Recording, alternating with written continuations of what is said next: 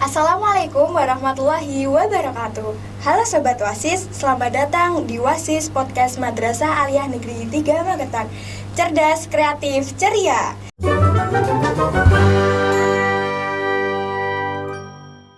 Kembali lagi bersama saya Akidah Labibadu Zahra dan bersama narasumber saya Kak Sinta. Halo Kak Sinta.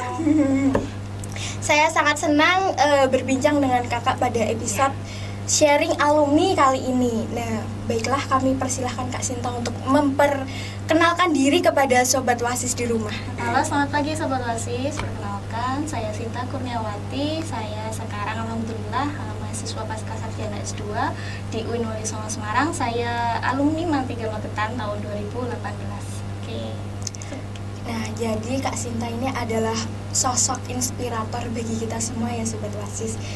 Baik, langsung saja ya Kak. Kakak saat ini kesibukannya ngapain aja sih? Kalau saat ini kesibukan saya itu mahasiswa juga. Sekarang lagi ngerjakan tesis, alhamdulillah semester 3. Terus juga saya ngajar privat juga. Habis itu penelitian gitu aja penelitian. Nah, terus ceritakan sedikit tentang ulasan riwayat hidup Kak Sinta, boleh? Boleh. Jadi saya itu aslinya Magetan. Iya. Magetan, Kedungguo, Sukamoro. Saya lahir juga di Magetan. Iya. Sekarang saya tinggal di Magetan juga pastinya. Oh, baik. Iya. Saya dulu pendidikannya juga nih. pendidikannya tuh pendidikan. semuanya MI-nya di Kedungguo. Habis itu MTS-nya saya Panekan sini, MAN-nya juga MAN. Alhamdulillah. 3 tercinta. Iya, betul sekali. S1 saya di UIN Sunan Ampel Surabaya, jurusan Tafsir Hadis, Usuluddin. Sekarang S2 saya Ilmu Agama Islam atau Islamic Studies. Alhamdulillah sudah semester 3. Duka-duka kakak ketika berada di MAN itu apa aja sih? Apa ya, sukanya, banyak sukanya sebenarnya. Iya, betul. Jadi suka dukanya itu, kalau dukanya dulu yang pertama nih, dukanya tuh kan jauh nih, rumah saya dulu tuh di Sukamoro, sekolah saya harus di Panekan. Jadi betul, Kak. Dulu paling capek karena harus pulang tiap hari, pulang pergi. Habis itu berangkatnya tuh harus pagi banget. Jadi saya 5:30 tuh kadang harus berangkat di rumah, kan tahu ya di MAN itu jam 6.20 harus sudah standby untuk sholat duha ya. Jadi saya harus pagi-pagi banget, terus betul sekali. capek juga pulang PP tiap hari, belum juga ekstranya, kegiatannya, pelajarannya juga kayak gitu. Tapi it's so fun juga. Jadi happy untuk kenangan sampai saat ini tuh masih teringat banget gitu. Iya, betul Kak. Pengalaman yang mungkin nanti bisa diceritakan sama anak-anaknya gitu ya. Progres. Iya. Sukanya lebih kemana sih Kak? Kalau sukanya dulu itu di sini tuh menurut saya tuh temannya tuh humble. Jadi jujur sampai sekarang tuh saya masih connect juga sama teman-teman Aliyah dulu. Yang pertama teman-temannya tuh asik, humble, habis itu kayak saling support. Nah, kayak saya tuh pasti inget banget teman-teman saya itu banyak anak pondoknya satu kelas tuh. Jadi mereka tuh kalau di pondok kan kegiatan capek nih, tapi itu dia tuh kayak menginspirasi saya. Mereka di pondok ngaji capek, di sekolah tetap harus belajar juga kayak gitu. Terus habis itu karena saya banyak kegiatan, jadi teman-teman saya tuh juga support juga. Apalagi satu teman saya namanya Mbak Koni itu, Masya Allah sampai sekarang kami masih kontak juga. Dia tuh juga salah satu yang menginspirasi saya sampai sekarang ya. Jadi dia hafidhah juga, habis itu harus belajar juga untuk madrasah di sini ya. Jadi kayak gitu. Teman-teman yang support pertama, habis itu Bapak Ibu guru yang ramah, penyayang, terus suportif juga. Jadi apapun kegiatan siswa itu pasti didukung dan tidak pernah kayak underestimate gitu. Jadi ayo kamu pasti bisa gitu. Saya masih ini cerita dikit ya Mbak ya. Cerita. Jadi Bapak Ibu guru saya tuh paling ingat dulu saya tidak terlalu bisa belajar matematika sebenarnya. Meskipun saya tuh saya jurusan agama dulu ya BTW ya, dari kelas 10 sampai kelas 12 saya agama terus, tidak pindah-pindah jurusan alhamdulillah. Jadi sebenarnya saya tuh tidak terlalu bisa matematika, tapi guru-guru saya waktu itu saya ingat kelas 10 itu Bu Sulis Setiawati, kelas 11 Bu siapa ya? Bu siapa itu Bu Sarmi, Oh, yang iya, kelas Bu Sarmi. 12 Bu Puji. Tapi saya meskipun nggak terlalu bisa, tapi tuh beliau tuh masih kayak, ayo bisa kamu tuh, Ayolah, ayo coba bisa, bisa ayo, Kak, iya, gitu, gitu. ayo bisa. Meskipun nanti pas ulangan nih nilai aduh kayak gini ya, tapi beliau tuh juga tidak apa-apa, kamu tuh bisanya tuh di pelajaran lain mungkin gitu, sudah ya Iya, penting kamu betul, tuh Kak. belajar kayak gitu. Itu guru-gurunya suportif. Terus kayak dulu BK saya tuh Pak Mustafa, saya ingat banget tuh BK itu. Masya Allah itu Iya. tegas iya, disiplin Iya, iya, tapi betul, Kak. dibalik itu kan kayak beliau tuh hamba sama anak-anak itu, kayak Iya. itulah bahasanya dia digojloki gitu gitu tuh kayak Iya. alhamdulillah support beliau itu yang mungkin hari ini yang membawa saya bisa seperti hari ini gitu. Kayak dulu waktu saya mau kuliah pendaftaran SEPAN PTKIN Iya. itu saya inget banget itu Pak Tova juga yang menghandle semuanya gitu. Kayak alhamdulillah saya langsung tembus lolos langsung pilihan pertama, kampus pertama UINSA itu saya ingat Iya. banget itu. Waktu itu Pak Tova yang menghandle, kan waktu itu BK ya kalau Iya. menghandle kayak gitu. Iya juga. Terus banyaklah guru-guru yang seperti Pak Haris, terus Pak Farid, Pak Nur Samai. Saya Betul. ingat guru-guru guru-guru mapal agama kan, kalau di agama dulu kan ada tafsir, hadis, fikih, Betul. Pak Ibnu Yazid kayak Iya. gitu tuh. Beliau-beliau itu kayak yang menginspirasi saya untuk ayo belajar gitu. Terus beliau tuh pinter banget ini Pak Farid itu. Iya, iya, betul. Masya Allah gitu. Jadi kalau kita nggak belajar malu gitu. Iya, iya, betul, Kak. Iya. Ya, oke, terus terakhir alhamdulillah fasilitas di sini tuh mendukung juga, dari mulai organisasi, habis itu alat komputer, terus apa ya, di kelas juga asik kayak gitu. Jadi dulu kami kalau ada kan, zaman saya tuh ada lomba-lomba gitu Iya, Mbak. betul. Iya, ada lomba-lomba kelas, lomba apa. Iya. Jadi kita tuh dibebasin untuk berkreasi sebisa kita. Jadi kayak Betul. jadi untuk lomba kelas tuh juara kelas saya pasti selalu dapat juara, maaf ya. Terima kasih Solid teman-teman banget saya. ya. Ini satu, Iya. lomba agama Islam satu. Kita selalu menang, terus kita dibeli. Pokoknya kelasnya dia sebagus mungkin gitu. Jadi alhamdulillah difasilitasi gitu, maksudnya diperbolehkan untuk menuangkan kreasi kita Iya, kayak betul gitu. sekali. Sampai sekarang pun alhamdulillah juga Iya, masih seperti terus itu. organisasinya juga saya dulu organisasi Paskibra, kakak-kakaknya, Oh, betul. kakak-kakaknya alhamdulillah humble juga. Terus teman-teman saya, Iya. saya 2 tahun Paskibra dulu 2015-2016 kan. Habis itu ya itu aja kegiatannya sih. Sebenarnya dulu kan kalau saya tidak terlalu ikut organisasi banyak karena Oh, kan betul. harus PP juga, Iya, capek betul, Kak. waktunya kayak. Tapi Iya. alhamdulillah saya ikut Paskibra juga, ikut ekstrakurikuler waktu itu apa ya, bulu tangkis. Terus alhamdulillah bisa ke Sari Aksioma juga. Alhamdulillah. Iya. Itu pengalaman paling mengesankan di sini kayak gitu. Udah, itu aja. Banyak sebenarnya, tapi kalau diceritain nggak Iya, betul, betul. Iya. Nah, Kak kemarin pernah mondok apa gimana? Saya PP aja. PP aja. Pulang pergi aja. Cuma kadang di Mbah Wakit itu sebentar aja, kayak ikut ngaji sebentar gitu. Oke, oke, Iya. baik. Nah, untuk guru favorit nih, Kakak bisa nge-spill gitu siapa gitu. ya? Guru favorit kayaknya semua rata-rata favorit. Soalnya tadi saya Iya, jelasin betul. guru-guru di sini tuh baik. Kalau Oh, dibilang baik baik, juga. baik Nah, banget betul. gitu loh. Maksudnya kayak inspirasi semua. Tapi kalau paling favorit sih siapa ya? Aduh, siapa ya?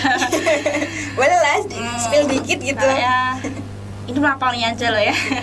Jadi Baik. favorit saya itu guru bahasa Inggris, guru bahasa Arab, Pak Hamim, wali kelas saya. Supir ya. Jadi guru favorit saya itu Bu Sumarni, Bu Nani Siti, Bu apa itu? Bu Sarmi, Bu Puji, Bu Sulis, Pak Mustafa, Pak Yazid, Pak Yazid, Pak Farid, Pak Nur Samai sama Pak Markaban. Alhamdulillah, Semuanya itu alhamdulillah. favorit saya. Iya. Jadi yang mengimprove saya untuk belajar Betul, betul. itu adalah beliau-beliau mereka. Itu sangat masya Allah. Saya tuh kalau Inspirasi banget. iya kalau nggak semangat itu malu sendiri. Nah, iya, Beliau betul, tuh Kak. udah effort ya, kalau di kelas tuh beliau-beliau kok guru-guru tuh ngajar tuh pasti semangat gitu. Kalau kita nggak semangat tuh malu gitu rasanya deh. Iya, Kayak gitu. Iya. Betul. Bagaimana perjalanan dan kesan pertama ketika masuk UIN Sunan Ampel, kan itu saat S1 ya Kak? Iya. Dan kenapa Kakak memilih jurusan tersebut? Yang pertama itu kenapa saya masuk Sunan Ampel, karena waktu itu menurut saya Sunan Ampel itu kampusnya bagus. Saya sempet nggak yakin kalau saya bisa masuk, soalnya kan zaman dulu saya tuh teman-teman tuh pasti mainnya di maaf nih kayak Ponorogo, kayak Surakarta gitu. Karena yang kalau dulu setahu saya UIN itu pasti grade-nya bagus, kayak UINSA, UIN Malang zaman dulu ya, terus UIN Semarang kayak gitu grade-nya pasti bagus. Saya tuh nggak yakin, makanya kenapa saya kok milih ilmu hadis, tafsir hadis.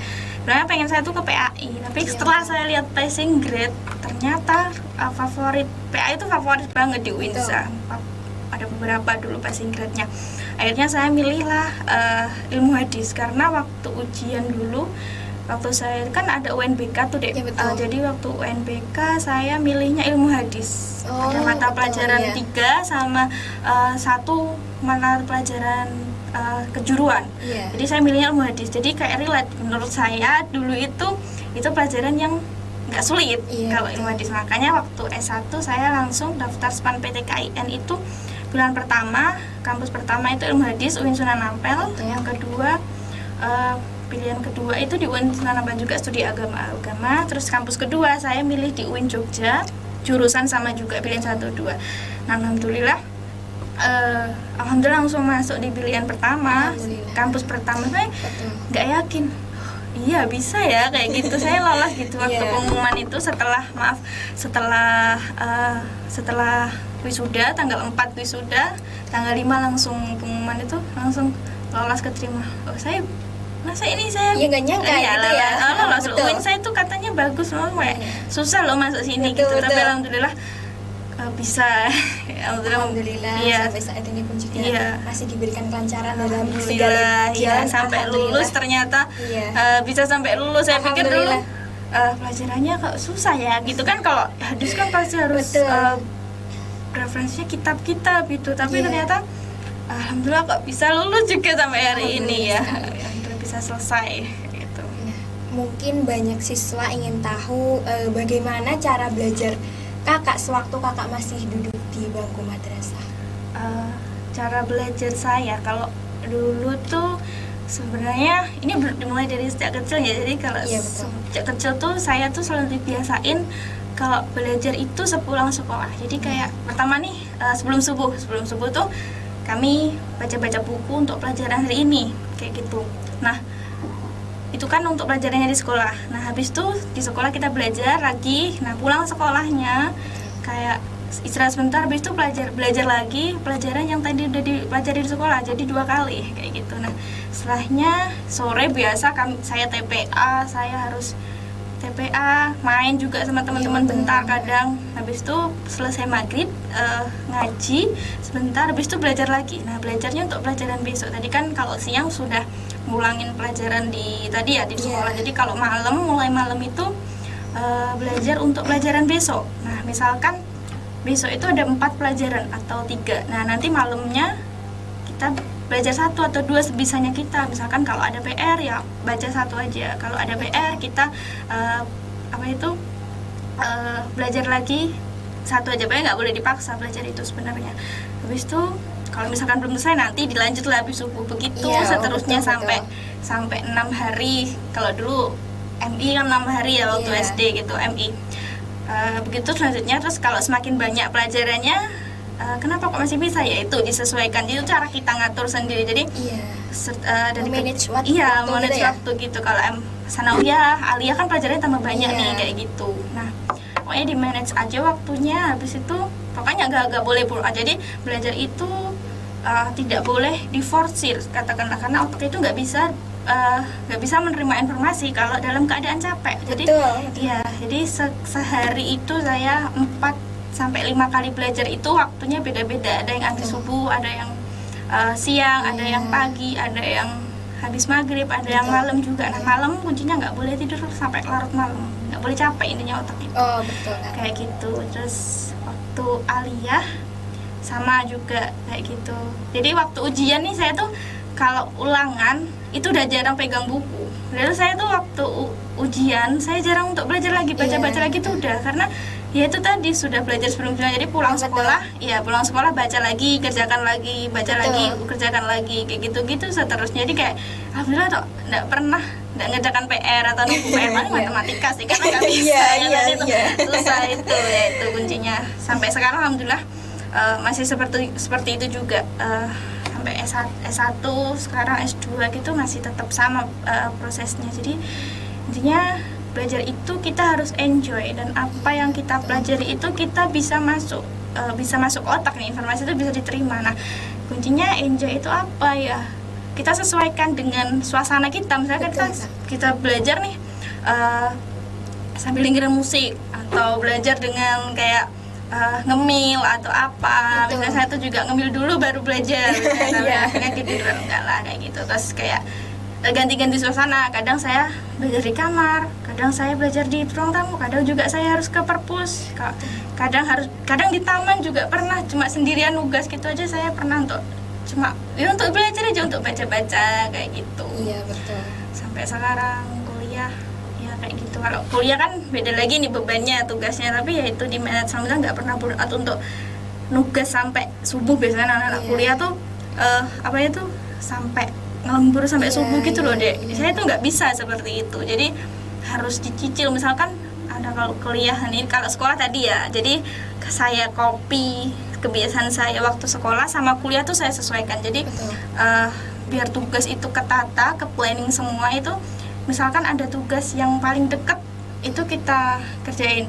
Nah kita kerjain dulu nih, nanti kalau misalkan ada tugas, biasanya kalau kuliah tuh ada makalah sama presentasi, ada 2-3 minggu lagi nih sambil kita kerjain yang makalah yang kita presentasi deket-deket ini, kita prepare untuk yang makalah, paling enggak kita prepare untuk referensinya, bacaannya. Jadi waktu kita presentasi kita paham dan tahu, terus nggak burnout. Alhamdulillah nggak pernah, jarang sekali lembur sampai malam sampai subuh, kecuali itu memang harus ada tuntutan kelompok. Kalau tugas individu alhamdulillah bisa menghandle sendiri. Kalau kelompok kan harus harus bareng-bareng menyesuaikan waktu sama teman-teman. Ada teman kan mungkin yang kayak nanti aja deh, dulu deh, masih banyak deh nanti, iya deadline gitu kan. Gitu tuh itu saya nggak cocok kayak gitu sebenarnya. Oke, gitu sih tipsnya, pokoknya harus manage waktu kegiatan sama waktu belajar. Nah, dari sekian banyak pelajar untuk mencapai impian melanjutkan perguruan tinggi adalah hal yang besar gitu kan. Nah, mungkin kakak bisa berbagi tips dan panduan untuk pelajar yang ingin melanjutkan studi di univ impiannya gitu. Oke. Jadi sebenarnya kalau belajar sama sekolah itu adalah dua hal yang sama, itu adalah bagian dari proses kehidupan ya Dek. Jadi untuk punya spirit untuk melanjutkan ke jenjang yang lebih tinggi itu dimulai dari diri kita sendiri. Nah, mulainya apa? Adalah keingintahuan atau rasa butuh akan ilmu sebenarnya.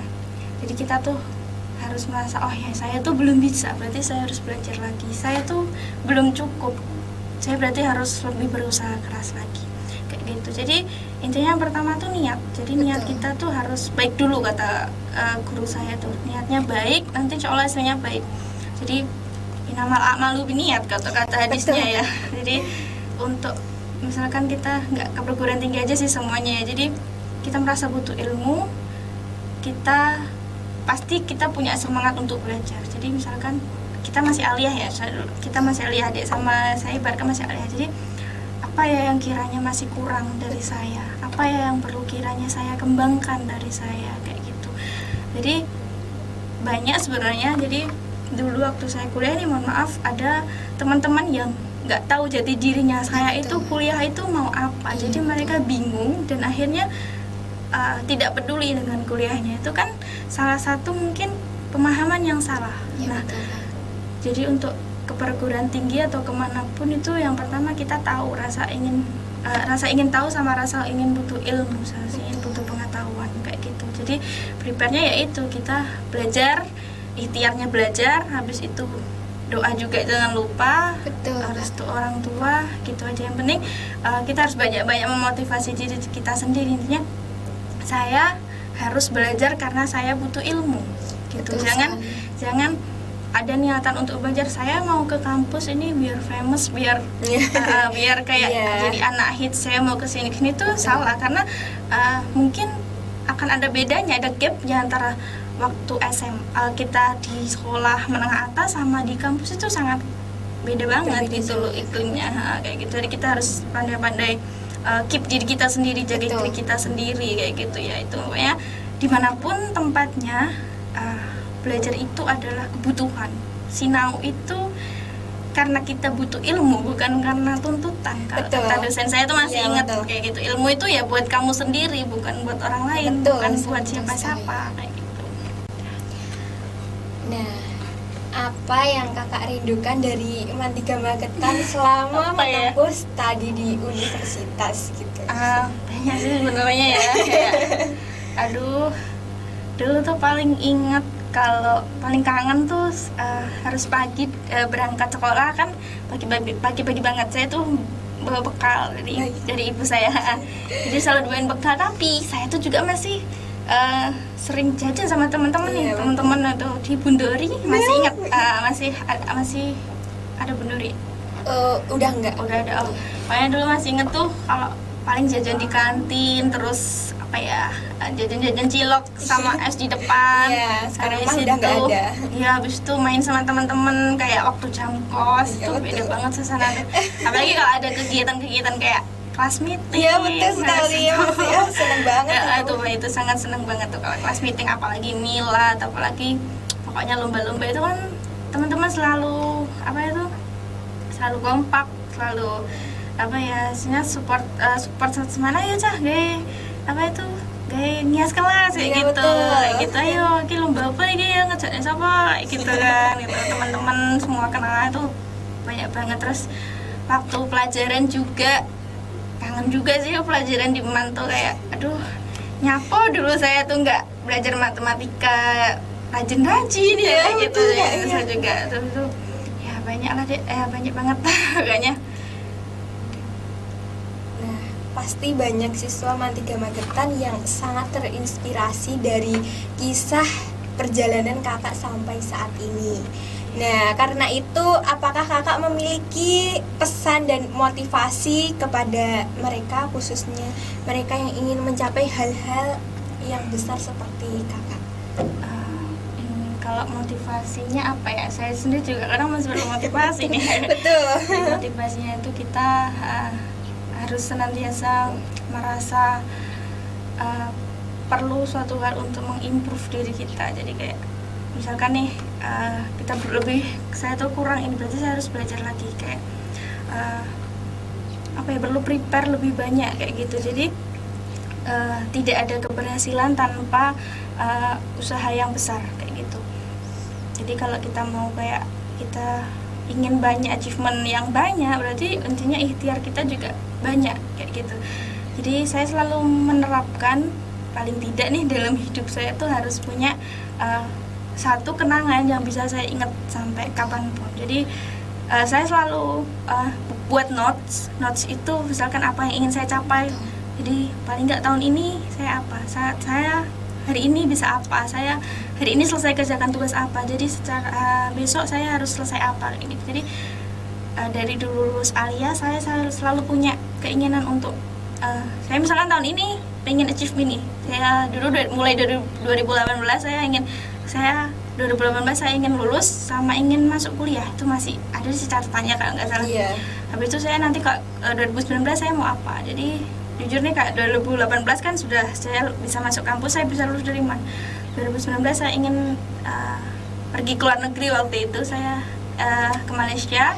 Jadi saya ingin pergi, saya tuh cuma punya cita-cita saya pengen pergi ke luar negeri, entah itu ngapain. Terus alhamdulillah saya ada kesempatan untuk short course 7 hari di Malaysia. Saya ikuti ya, itu ternyata kesempatan Allah untuk saya. Jadi saya ada teman yang ngabarin saya nih ada acara di Universitas Kebangsaan Malaysia nih gitu. Saya dikasih tahu, habis itu saya kumpulin persyaratannya, alhamdulillah saya lolos. Habis itu saya berangkat ke Malaysia tuh. Ya, terus 2020 pokoknya per tahun saya harus punya achievement biar saya tuh inget, biar saya untuk ayo kamu harus berusaha nih, kamu harus bisa nih kayak gitu. Kalau nggak bisa nggak apa-apa, tapi paling nggak kamu selama Berusaha ya, dulu gitu kan, harus effort dulu.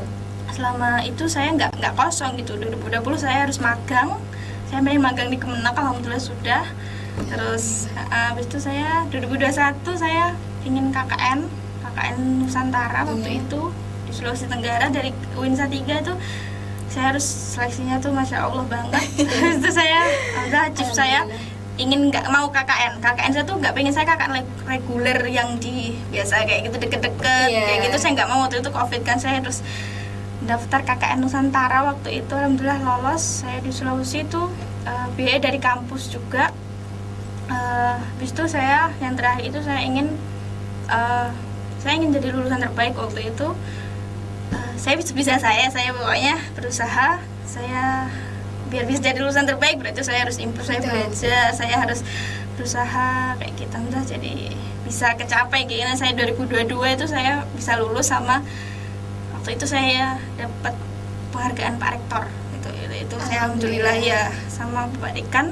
Nah itu setiap tahun harus punya achievement. Jadi terakhir ini saya pengen S2, jadi ya itu saya harus berjuang sungguh-sungguh juga untuk S2. Jadi motivasinya tuh ya intinya kita harus punya a plan dalam hidup, kita harus punya plan, motivation, kita harus punya purpose. Jadi hidup itu untuk apa? Kita betul. Besok bangun pagi tuh kita ngapain, kita harus tahu gitu loh.